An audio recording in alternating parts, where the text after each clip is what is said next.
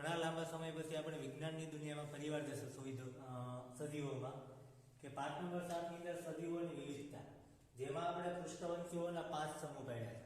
Totally 6 સમૂહ છે. એની અંદર પહેલો છોસમુખા, મત્સ્ય, ઉભયજીવી, શ્રીસૃપ, વિહગ અને સસ્તન. એની અંદર આપણે 4 અત્યારે જોશું અને 2 પછીથી જોશું. તો પહેલા છોસમુખા લગભગ ઘણા બધાના પુસ્તકમાં નથી આપેલો, પણ સેમ ટુ સેમ માછલી જેવો છે.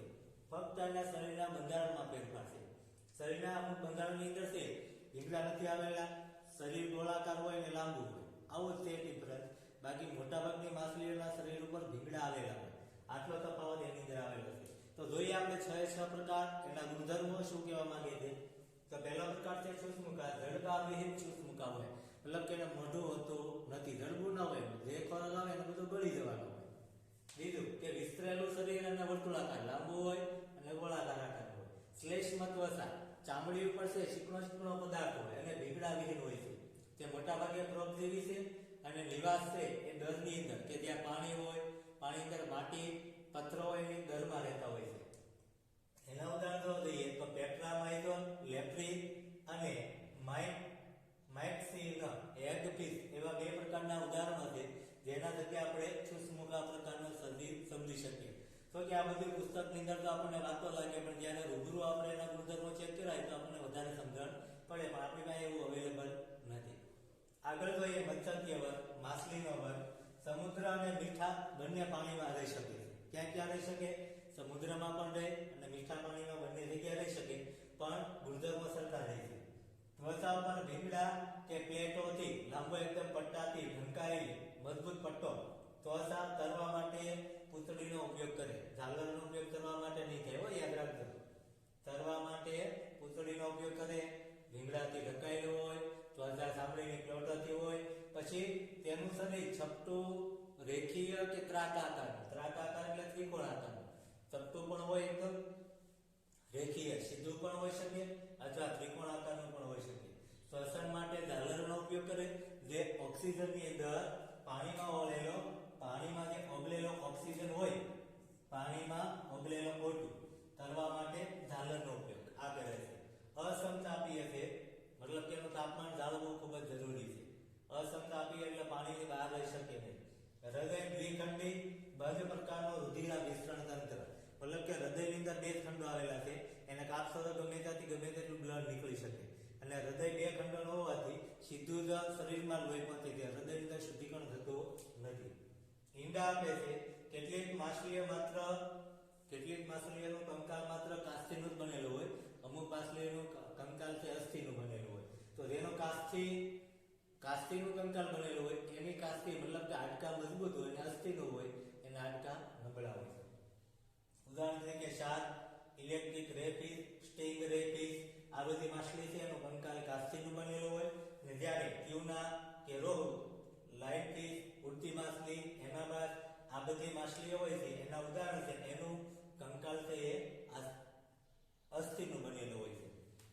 એના પછી ઉભયજીવી કોને કહેવાય? તો કે જે બંને જગ્યાએ રહી શકે, પાણીમાં પણ રહી શકે, જમીન ઉપર પણ રહી શકે, એવા સજીવોને ઉભયજીવી કહેવાય. તો આવા સજીવોની અંદર ભીંગડા જોવા મળતા નથી, ફક્ત ચામડી જ હોય છે અને એ પણ કોની. ત્વચા ઉપર શ્લેષ્મ ગ્રંથિ હોય, કે ભાઈ વાતાવરણ પ્રમાણે છે એનું શરીર ચીકણું કરી શકે. મોટાભાગના પદાર્થના સજીવોને આપણે હાથમાં લઈએ તો આપણા હાથ છે ભીના ને ચીકણા કરી નાખે. એટલે પ્લસ બાહ્ય કંકાલ પણ હોતું નથી, શરીર ઉપર એક પણ પ્રકારના ભીંગડા હોતા નથી, ને શ્લેષ્મ ગ્રંથિ હોય. બીજું કે હૃદય છે ત્રિખંડી હોય, પણ અને શ્વસન માટે ઝાલરનો ઉપયોગ કરે અને ફેફસા પણ જોવા મળે છે. તો ઝાલરનો ઉપયોગ ક્યારે કરે? તો કે ટેડપોલ અવસ્થામાં હોય એ સમયે. ટેડપોલ એટલે કે એકદમ નાના બચ્ચાના સમયમાં હોય ત્યારે ટેડપોલ એ શ્વસન માટે ઝાલરનો ઉપયોગ કરે, અને પુખ્ત અવસ્થામાં મોટા થઈ જાય છે ત્યારે એમના ફેફસા અવસ્થા પામતા હોય એટલે ફેફસાથી શ્વસન કરતા હોય છે. પાણી અને જમીન બંને જગ્યાએ રહી શકે. ઈંડા આપતા પ્રાણીઓ છે, પણ એના ઈંડા મોટા ભાગે છે ને એ પાણીમાં જોવા મળે છે. ક્યાં જોવા મળે? પાણીમાં. જમીન ઉપર મૂકી શકતા નથી. ઉદાહરણ તરીકે દેડકો, ટોડ, સાલામાન્ડર અને હાયના, આ બધા છે ઉભયજીવી છે, કે બંને જગ્યાએ પાણી પ્લસ જમીન ઉપર પણ રહી શકે, જમીનમાં પણ મૃત્યુ પામતા નથી. એના પછીનો વર્ગ છે શ્રીસૃપ, જેની અંદર અસમતાપી એટલે કે ઠંડા રુધિરવાળા અસમતાપી મતલબ કે ઠંડા રુધિરવાળા, શરીર ઉપર પીગળા દ્વારા આવૃત હોય, શ્રીસૃપ એનો મિનિંગ જોવા જઈએ તો શ્રી અને સૃપ એટલે કે સરકવું, પણ શેના દ્વારા તો કે પેટેથી સરકીને ચાલતા પ્રાણીઓને શ્રીસૃપ તરીકે ઓળખવામાં આવે છે. પગ આવ્યા હોય તો પગનો પણ એ ઉપયોગ કરી શકે છે, જ્યારે વધુ પડતા તો પેટે સરકીને ચાલતા હોય છે. તો આગળ જોઈએ કે શરીર ભીંગડા દ્વારા આવૃત હોય છે, પ્લસ શ્વસન માટે ફેફસાનો ઉપયોગ કરે છે. હૃદય ત્રિખંડી હોય, હૃદય 3 ખંડોનું હોય, પણ એક મગજ એવું છે કે તેનું હૃદય છે 4 ખંડોનું બનેલું હોય છે. ઉત્સર્જનાંગ તરીકે મૂત્રપિંડ પણ જોવા મળે છે. ઈંડા આપતા પ્રાણીઓ છે અને ઈંડા ઉપરનું કવચ એ કઠણ અને મજબૂત હોય છે, પણ આના જે ઈંડા છે એ ઉભયજીવીની જેમ પાણીમાં નથી મૂકતા, ફક્ત જમીન ઉપર. અને ઈંડા મૂકે એ સમય દરમિયાન ઈંડાનું તાપમાન જળવાઈ રહે એટલા માટે ખાસ કરીને એ બચ્ચા ઉપર પણ બેસતા હોય છે. એના ઉદાહરણ છે કાચબો, સાપ, ગરોળી, મગરમચ્છ, કેમેલિયોન કે જે રંગ બદલતું પ્રાણી છે. આવા બધા પ્રાણીઓ શ્રીસૃપની અંદર મૂકવામાં આવ્યા છે. એના પછી આપણે બે સમૂહ બીજા જોઈએ. કયા તો કે વિહંગ, આકાશમાં ઉડતા હોય તેવા, અને બીજું સસ્તન કે જે બચ્ચાને જન્મ આપે છે. એ સમૂહ બે જોવાના છે.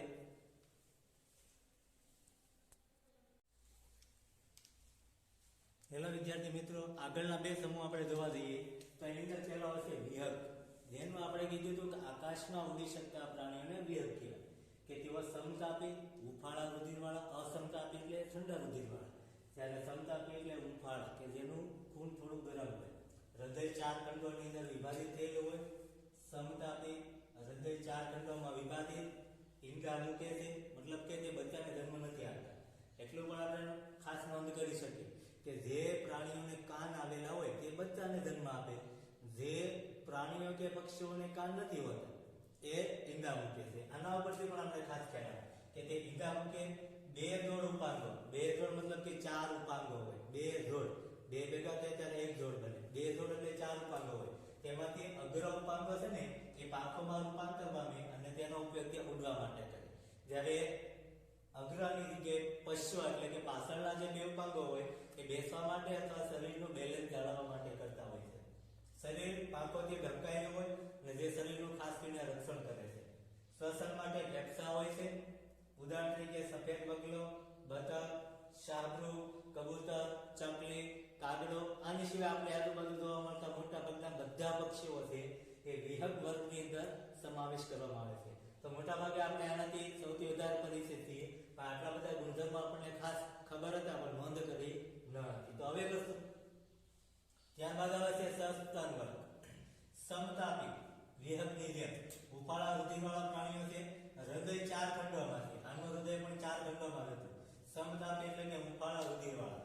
માદા સસ્તન પ્રાણીઓ છે ને એ નવજાત શિશુને પોષણ આપવા માટે સ્તન ગ્રંથિઓ ધરાવે, મતલબ કે નવજાત શિશુ હોય એને બાહ્ય ખોરાક ન મળે તો માદા જગ્યાએ બચ્ચાને જન્મ આપતા હોય છે તે. ત્વચા પર વાળનું બાહ્ય આવરણ આવેલું હોય છે. તેઓ પ્રસ્વેદ અને તેલ ગ્રંથિઓ શરીર ઉપર આવેલી હોય છે. તેઓ બચ્ચાને જન્મ આપે છે. અપાદરૂપેટ, શેપો અને પ્લેટિપસ એટલે કે બતકસાન, આ બે પ્રાણીઓ એવા છે જે ઈંડા મૂકે છે કાન હોવા છતાં. આપણે સામાજિક પણ એવું છે કે ભાઈ પક્ષીઓ હોવા છતાં પણ બચ્ચાને જન્મ આપે. તો ઘણા બધા અપાદ પ્રાણીઓ હોય છે. પછી ત્યારબાદ કાંગારૂ નામનું પ્રાણી એવું છે કે જે બચ્ચાનો પૂર્ણ વિકાસ ન થાય ત્યાં સુધીમાં માર્સુપિયમ નામની જે કોથળી આવેલી હોય એ કોથળીની અંદર એ બચ્ચાને લટકાવીને રાખે છે, ત્યારબાદ એને બહાર કાઢે છે. તો આવા સસ્તન પ્રાણીઓ છે જેની અંદર માનવી, મનુષ્ય બધા, વહેલ માછલી, ઉંદર, સામાસીડિયું, બિલાડી એ બધા છે એ સસ્તન પ્રાણીઓની અંદર આવી જતા હોય છે. ત્યારબાદ એક પુસ્તકમાં આવેલું છે પ્રાણી સૃષ્ટિ. આપણે જે એના મુખ્ય સમૂહ શીખા એનો ડાયાગ્રામ, એની રેખાકૃતિ તમારે દોરી લેવાની, ત્યારબાદ બધા સમૂહનો અભ્યાસ કરવા પ્રયત્ન કરવાનો. છેલ્લું એક આવે છે કે દ્વિનામી નામકરણ પદ્ધતિ. મતલબ કે આપણે જે કંઈ પણ સમૂહના અત્યારે જુદા જુદા નામ બોલીએ, બતક ને વેલ માછલી, ઉંદર ને બતક ને કાગડો ને આ બધું, તો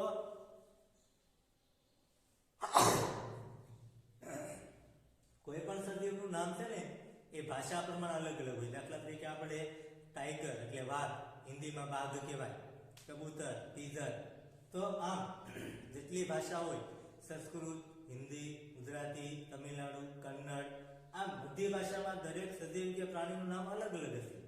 તો આપણે એક પ્રદેશમાંથી બીજા પ્રદેશમાં જઈએ તો એ પ્રદેશવાળાએ નામ આપેલું હોય તે નામ અલગ પડે, આપણે આપેલું નામ હોય એ પણ અલગ પડે, એટલે શીખવામાં થોડો ગૂંચવાડો થાય. તો આખા વિશ્વની અંદર બધાનું નામ સરખું રહે ને આ સમસ્યાનો ઉકેલ આવે એના માટે વૈજ્ઞાનિક નામકરણ પદ્ધતિ આવી, જે પહેલી વહેલી 18મી સદી. ક્યારે? સૌપ્રથમ 18મી સદી કેરોલસ લિનિયસ નામના વૈજ્ઞાનિકે આપ્યું હતું. કોને આપ્યું હતું? Carolus Linnaeus. અને 18મી સદીમાં વૈજ્ઞાનિક નામ કે આખા કોઈ પણ સદી હોય એનું આખા વિશ્વમાં એક જ નામ. આપણે દાખલા તરીકે મકાઈ હોય એના પ્રદેશ પ્રમાણે અલગ અલગ નામ હોય, પણ એનું વૈજ્ઞાનિક નામ છે ઝિયામેઇઝ. ઝિયામેઇઝ. લીમડો હોય તો લીમડાનું નામ બધે સરખું ના હોય, વિસ્તાર પ્રમાણે અલગ અલગ હોઈ શકે. એવી રીતે આપણે કેમ અહીંયા મગફળી હોય તો અમારી બાજુ એને સિંગ કહી, ત્યારે કચ્છમાં આવીએ તો ભૂતડી કહી, એમ પણ એનું વૈજ્ઞાનિક નામ કંઈક અલગ જ હશે કે આખો વિશ્વ એને ઓળખતું હશે. તો એ પ્રમાણે જોવા દઈએ કેરોલસ લિનિયસમાં તો સજીવની સમાનતા અને ભિન્નતા ઉપર આધાર રાખે છે વૈજ્ઞાનિક નામકરણ, પ્લસ સજીવોની પ્રજાતિ અને જાતિ, આ બંને વસ્તુને પણ ધ્યાનમાં લઈને નક્કી કરવામાં આવ્યું છે. નામકરણ પ્રજાતિનું નામ છે એ અંગ્રેજી મૂળાક્ષરમાં પણ કેપિટલ અક્ષરોથી લખાવવું જોઈએ. શેમાં? અંગ્રેજી મૂળાક્ષરથી પણ કેપિટલ અક્ષરોમાં લખાવવું જોઈએ. અને બીજું કે જાતિનું નામ છે એ નાના અક્ષરોથી, પ્રજાતિનું નામ કોનાથી? કેપિટલ અક્ષરોથી. અને જાતિનું નામ કોનાથી? લઘુલિપિથી. લઘુલિપિ એટલે બીજી એબીસીડી. લઘુલિપિ. લઘુલિપિ મતલબ કે બીજી એબીસીડી કે કેપિટલ અક્ષર એટલે કે પહેલી એબીસીડી. ત્યારબાદ પ્રજાતિ એટલે જાતિનું વૈજ્ઞાનિક નામ ઇટાલિક એટલે કે ત્રાંસા અક્ષરોથી લખાવવું જોઈએ, અથવા પ્રજાતિ કે જાતિનું નામ છે એ તમે આ બંને ભાષામાં ન લખો તો ઇટાલિક ભાષામાં એટલે કે ત્રાંસા અક્ષરથી પણ લખી શકો. બંને નામોની નીચે અધોરેખાંકન પણ ક્યારે કરવાનું? તો કે તમે ઇટાલિક ભાષામાં લખતા હોય ત્યારે નીચે અંડરલાઈન કરવાની. અધોરેખાંકન એટલે કે નીચે અંડરલાઈન કરવાની છે, એ અલગ અલગ કરવાની છે. અહીંયા તો મેં અધોરેખાંકન ભેગું કર્યું નહીં, બંને માટે અલગ અલગ રેખાંકન કરવાના. આના માટે અને આના માટે અલગ અલગ રેખાંકન કરીએ એ પ્રમાણે તે દ્વિનામી નામકરણ પદ્ધતિ કરવામાં આવે છે. તો વિદ્યાર્થી મિત્રો આપણે સજીવોની અંદર ઘણું બધું શીખ્યા, સજીવોની વિવિધતા વિશે પણ શીખ્યા, સજીવો કેટલા પ્રકારના હોઈ શકે આ બધું આપણે શીખી ગયા. તો આ પાઠ અહીંયા આપણે પૂર્ણ કરીએ છીએ. આગળના પાઠ માટે તૈયારી કરીશું, પણ એ પહેલા થોડુંક હોમવર્ક કરી લઈએ કે જેથી કરીને આપણે પરીક્ષા અને જ્ઞાન માટે આપણે ફાયદારૂપ થાય. તો હોમવર્ક માટે તમને PDF ફાઇલ મળી જશે અને શું હોમવર્ક કરવાનું એનો મેસેજ પણ આવી જશે. ત્યાં સુધીમાં નવો પાઠ શરૂ કરીએ એનામાં ત્યાં સુધીમાં બધા વિદ્યાર્થી મિત્રો મારા જય નમસ્કાર.